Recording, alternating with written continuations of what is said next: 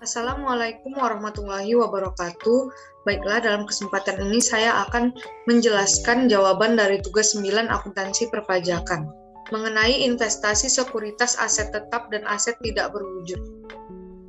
Baiklah, dalam tugas 9 ini kita telah diberikan data aset tetap perusahaan, data transaksi bulan Desember 2021, dan kita diminta untuk membuat jurnal atas transaksi air transport bulan Desember tahun 2021. Transaksi yang pertama yaitu di tanggal 26, membeli secara tunai saham PT ABC sebanyak 1.500 lembar saham.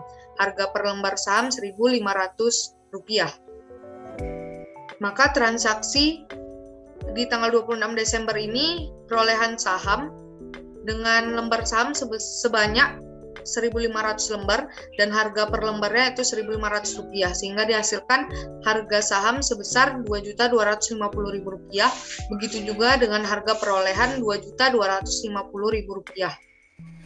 Selanjutnya untuk jurnalnya yaitu tanggal 26 Desember 2021, akun saham berada di debit dengan nominal Rp2.250.000 dan akun kas berada di kredit dengan nominal Rp2.250.000.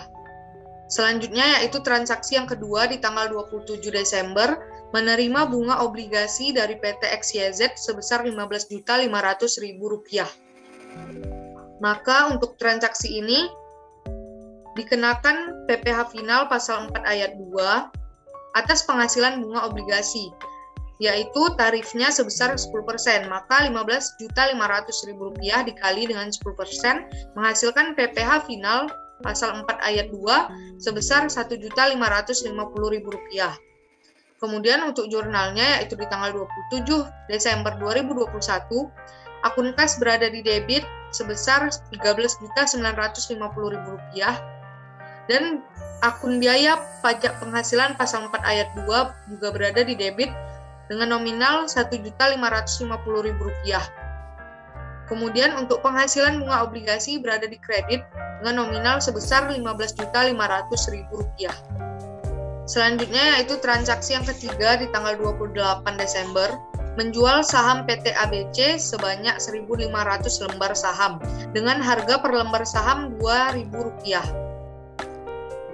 Maka untuk transaksi yang ketiga ini di tanggal 28 Desember, diperoleh penjualan saham. Yang pertama yaitu harga saham 1.500 lembar saham dijual semua dengan harga per lembarnya yaitu Rp2.000, menghasilkan harga saham dan harga penjualan sebesar Rp3.000.000.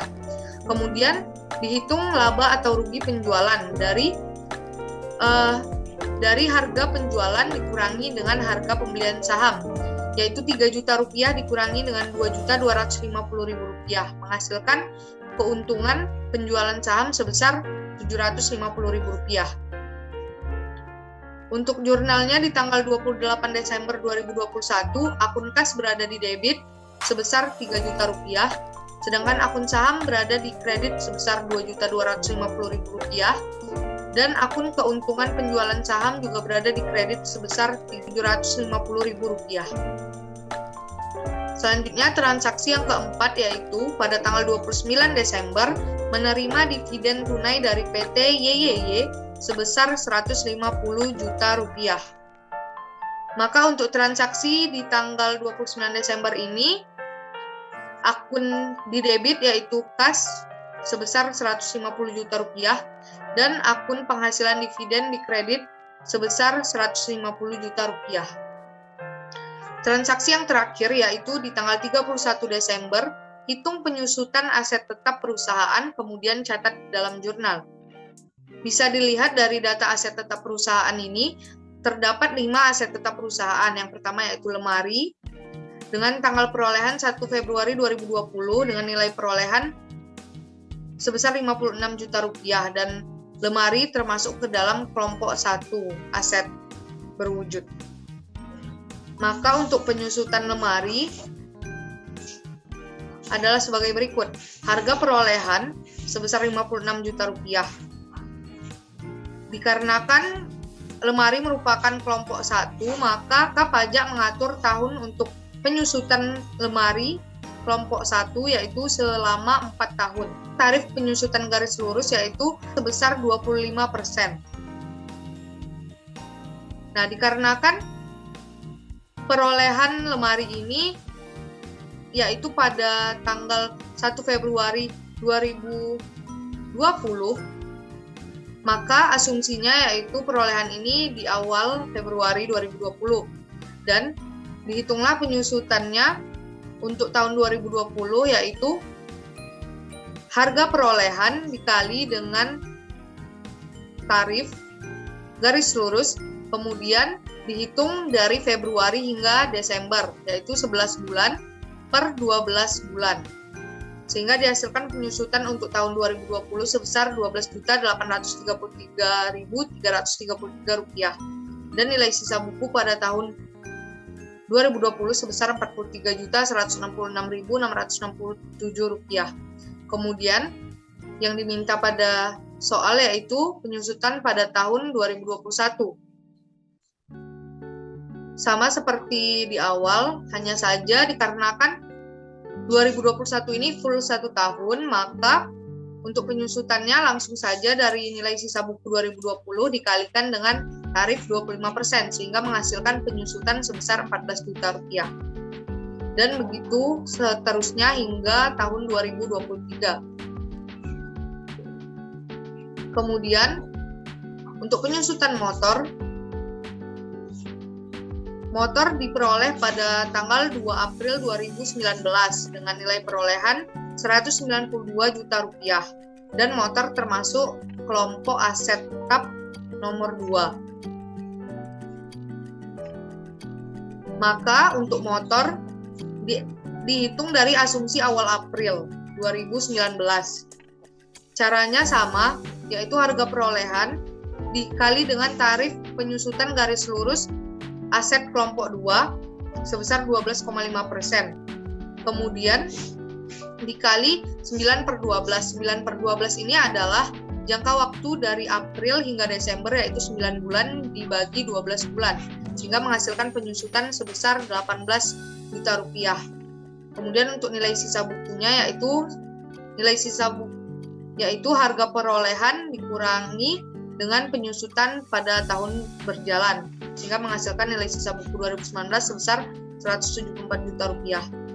Begitu juga selanjutnya, seperti pada saat penyusutan lemari, maka untuk penyusutannya full 1 tahun, yaitu hanya mengalihkan nilai sisa buku di tahun sebelumnya dengan tarif penyusutan garis lurus, sehingga dihasilkan nilai sisa buku sebesar Rp150 juta. Begitu juga untuk tahun 2021 yang diminta pada soal, penyusutan juga sama Rp24 juta. Selanjutnya yaitu untuk penyusutan mobil, diperoleh pada tanggal 3 Agustus 2018 dengan nilai perolehan Rp2.250 juta. Dan mobil juga termasuk aset tetap kelompok 2. Maka pengerjaannya sama dan diperoleh nilai penyusutan mobil pada tahun 2021 sebesar Rp281.250.000. Kemudian aset yang berikutnya yaitu gedung manajemen diperoleh pada tanggal 1 Desember 2010 dengan nilai perolehan Rp1.350 juta dan termasuk kelompok aset permanen.